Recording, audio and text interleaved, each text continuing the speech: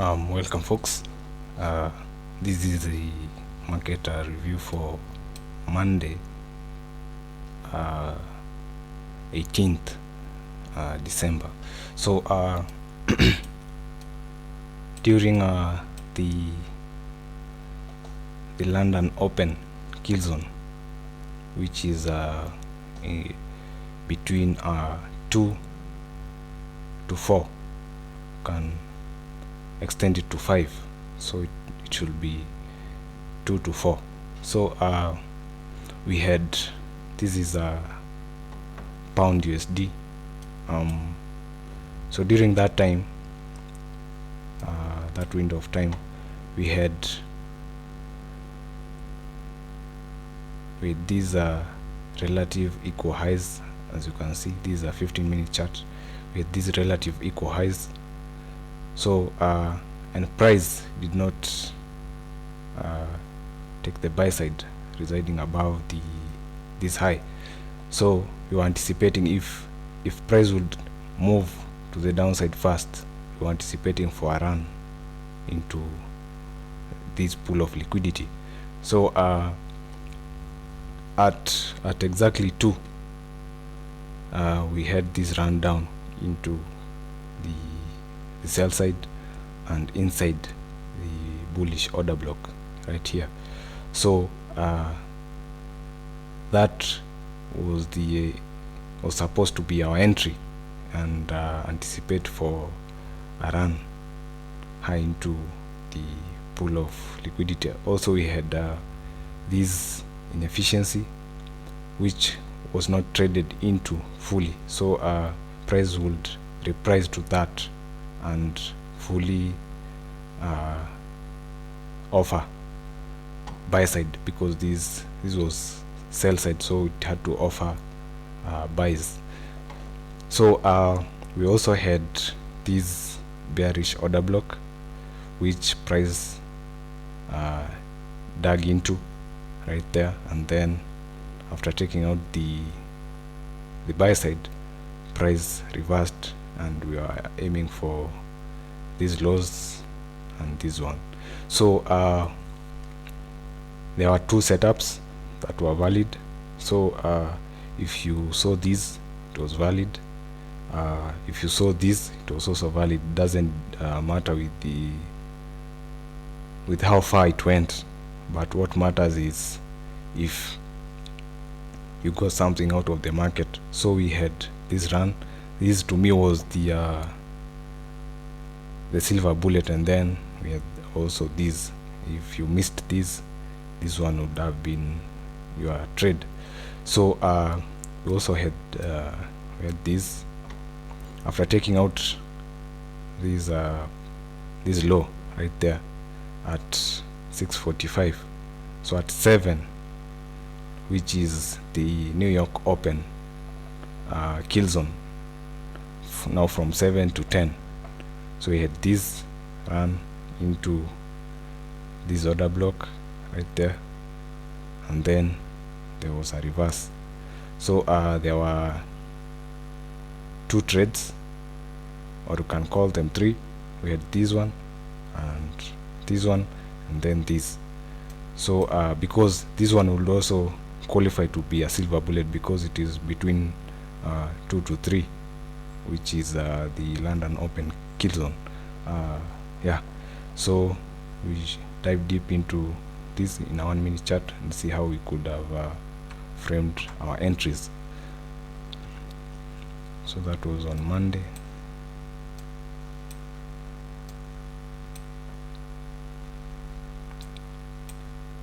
Yeah, it is.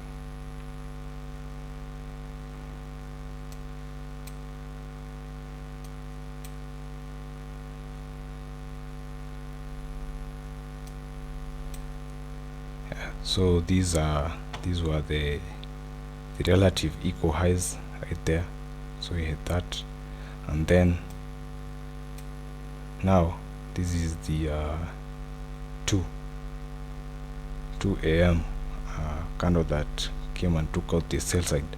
So after we saw this, you could be going long right in here because we had a clear buy side that was residing above.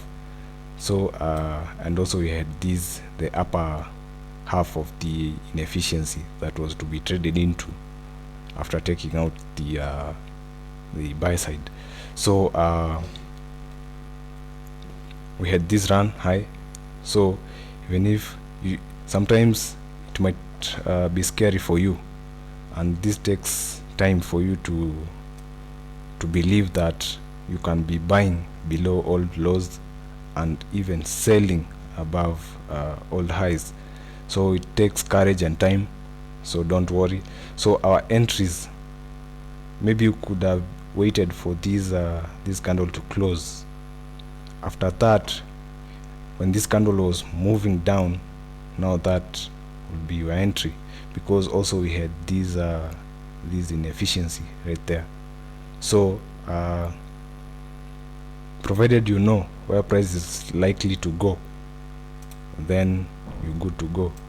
You place your stop there. So the reason I'm placing my stop below this wick, because price can trade half into the wick, which is wicks are treated as gaps, so we leave room for that. So the stops should be placed right below the wick, and could be aiming for this.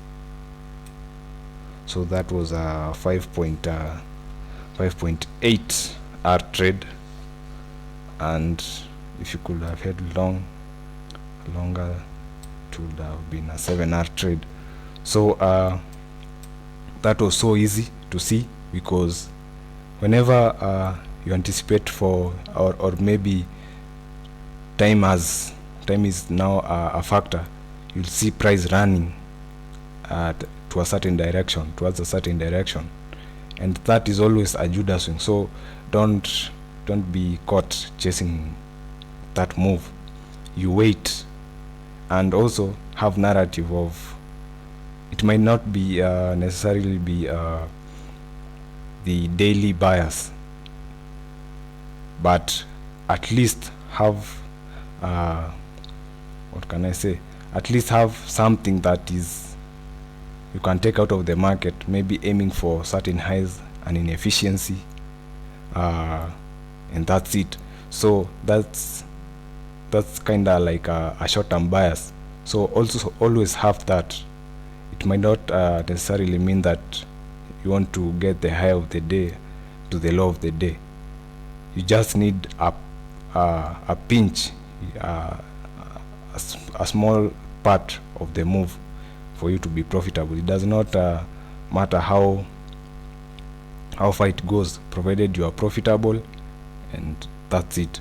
So this was a good move to the upside, taking out these relative equal highs, trading into the order block, 15-minute order block that I showed you, and also the upper portion of the imbalance. So if this imbalance wasn't traded into right there, it would be like that, because we had this, it had repriced to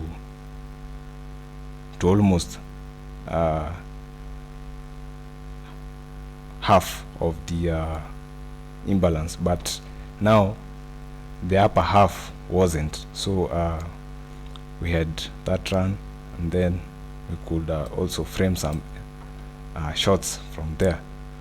So the way we'll do that is wait. If you have to be very conservative, you wait for a swing low to be taken, and then an inefficiency to be created for you to go long. But here we had a number of things. So we had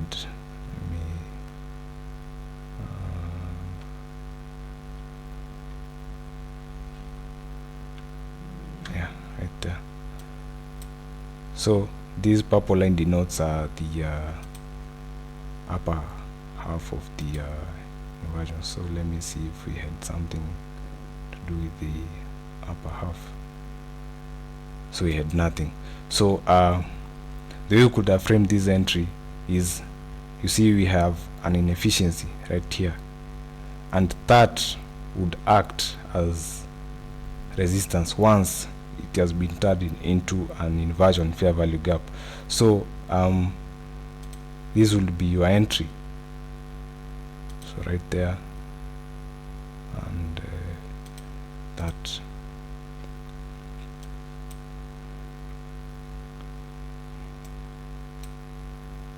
So let me delete this. So as you can see, we had that. I'm talking about this inefficiency, not this one. So the only way you could use this is when a swing low is taken out and you enter inside the fair value gap like this. But now we have this inversion fair value gap which wasn't respected right here. So when you see this, a candle close below a gap, now we know that that will act as a ceiling for price. So we had price running into the fair value gap, so it could be going short in this candle, this one, this one, this one, this one. So we had 1, 2, 3, 4, 5. We had 5 candles, 6, 7, 8. 8 of them equal opportunities for you to go long, to go short, sorry.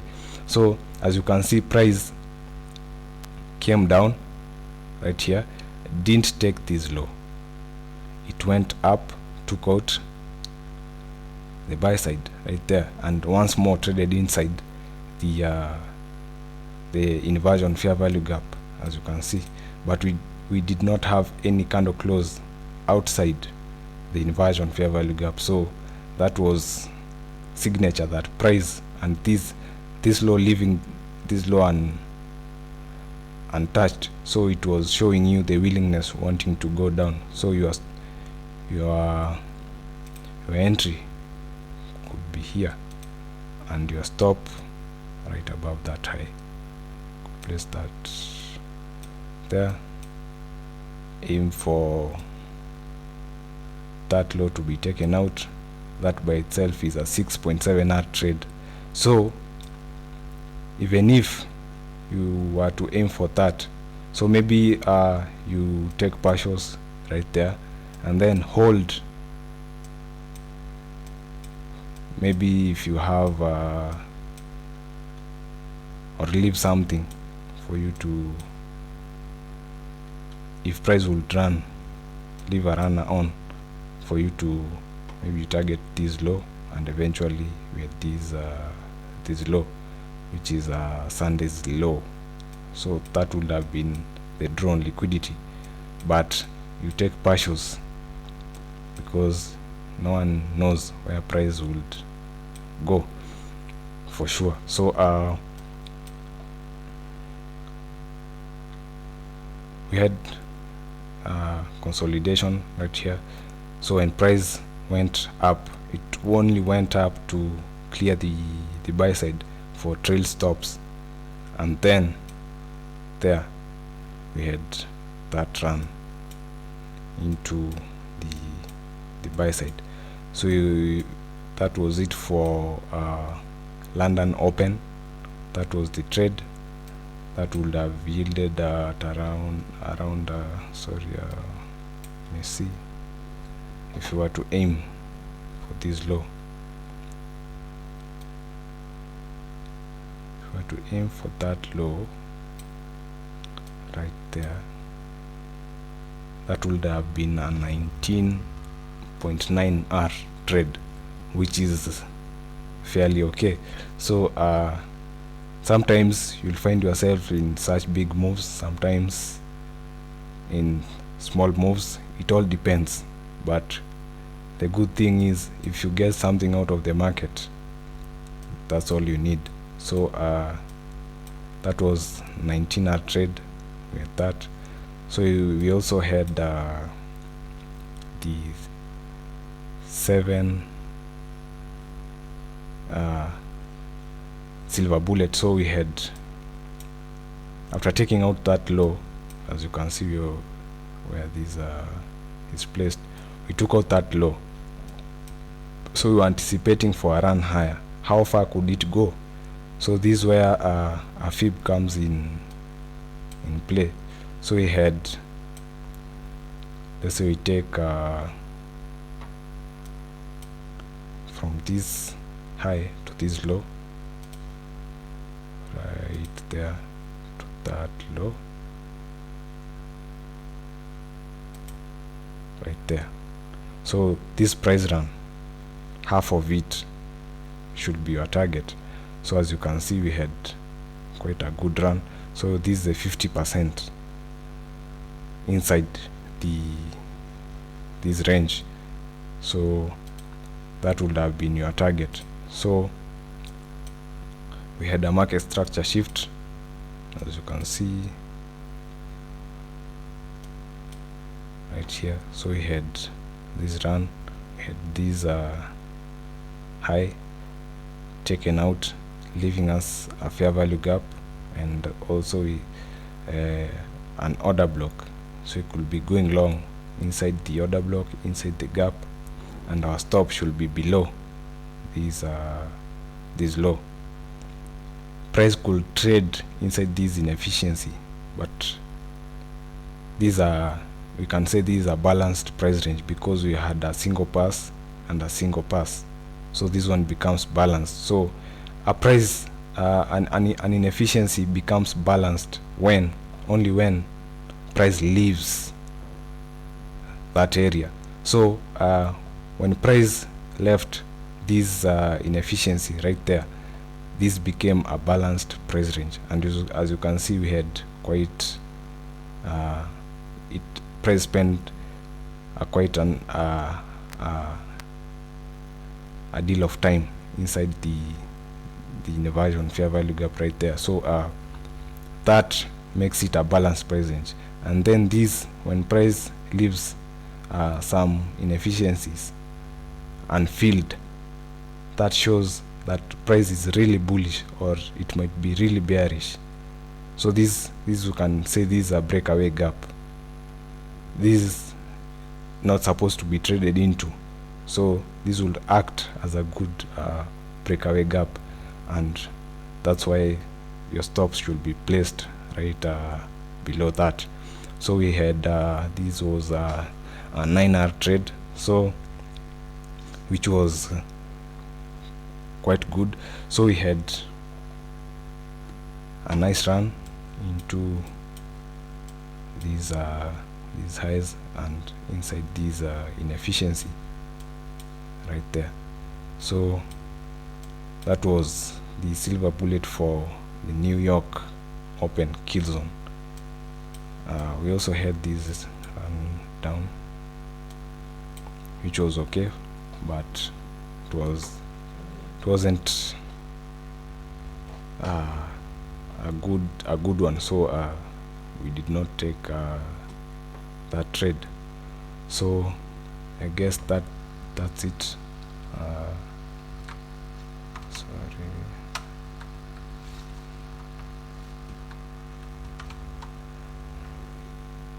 Guess that's it. So as you can see here, we always deal with time. Time is the number one factor. So we don't just take trades inside the sessions. So timing is what you should put first, and then price. So that's it, and till I see you next time, be safe.